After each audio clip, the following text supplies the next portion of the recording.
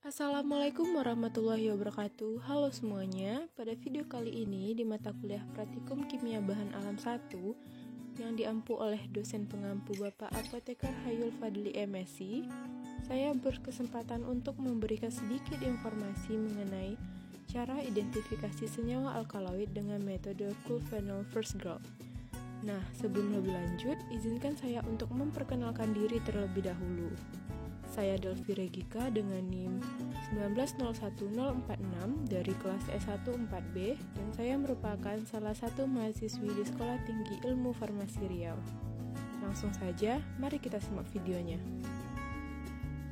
Alkaloid secara umum dapat didefinisikan sebagai senyawa organik yang mempunyai inti N-heterosiklik, bersifat basah, tidak larut dalam air tetapi larut dalam pelarut organik.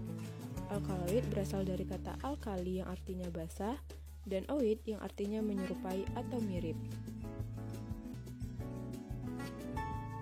Pada kesempatan kali ini, kita menggunakan metode Cool-Phenol First Group. Mengapa dengan metode ini? Karena metode ini adalah salah satu metode yang prosesnya mudah untuk dilakukan serta waktu yang digunakan juga singkat.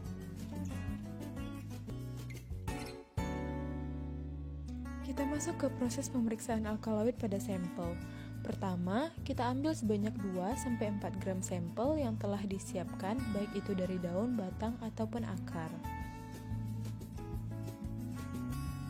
Selanjutnya, kita masukkan sampel ke dalam lumpang, tambahkan sedikit pasir dan gerus.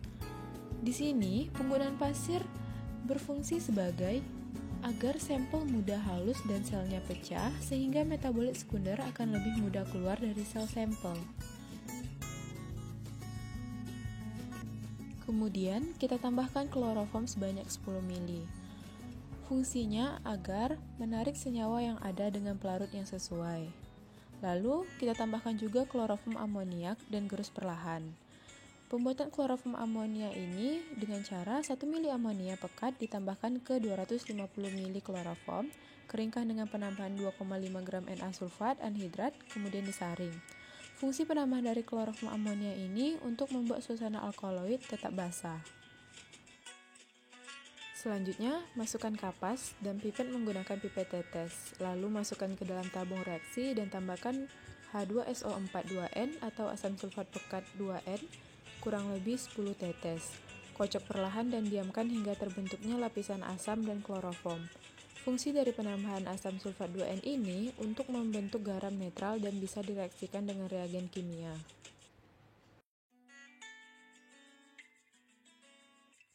Nah, inilah saat sudah terbentuknya dua lapisan, yaitu lapisan asam pada bagian atas dan lapisan kloroform pada bagian bawah. Lapisan asam dipipet terlebih dahulu dan sudah dapat digunakan dengan beberapa reaksi untuk melihat apakah memiliki kandungan alkaloid atau tidak. Lalu, bagaimana ya kira-kira cara pembuatan reaksinya? Yuk, mari kita simak penjelasan berikutnya. Nah, beginilah kira-kira gambaran secara umum untuk pembuatan reaksi. Yang pertama kita masuk ke reaksi Mayer, di mana 1,5 gram HgCl2 dilarutkan dalam 60 ml Aquades dan kemudian 5 gram Ki dilarutkan dalam 10 ml Aquades. Keduanya dicampurkan dan adkan sampai 100 ml dengan Aquades. Yang kedua ada reaksi drag and drop. Yang pertama 1 gram bismut subnitrat dilarutkan dalam 10 ml asam asetal glasial dan 40 ml Aquades. Kemudian 8 gram Ki dilarutkan dalam 20 ml Aquades. Campurkan keduanya dan adkan 100 ml dengan Aquades. Nah, reaksi yang ketiga adalah reaksi Wagner, di mana 10 ml Aquades dipipet, kemudian ditambahkan 2,5 gram iodin dan 2 gram kalium iodida. Lalu dilarutkan dan diencerkan dengan Aquades menjadi 100 ml dalam labu takar.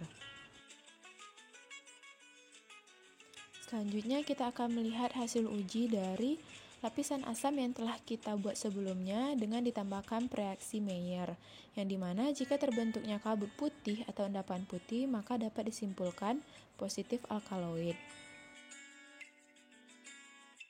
Selanjutnya yaitu pengujian yang kedua, yang dimana lapisan asam ditambahkan dengan reaksi drag and drop. Nah, jika dicampurkan kemudian terbentuk warna jingga atau orange, maka kita dapat menyimpulkan bahwa positif alkaloid.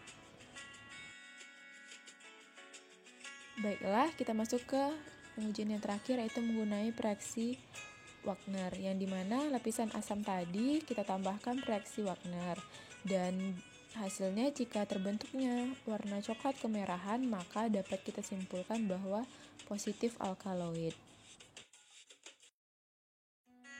Nah, baiklah, itu tadi beberapa informasi yang dapat saya sampaikan mengenai cara identifikasi senyawa alkaloid dengan metode Coulve-North-Versgrove dan beberapa reaksi yang digunakan.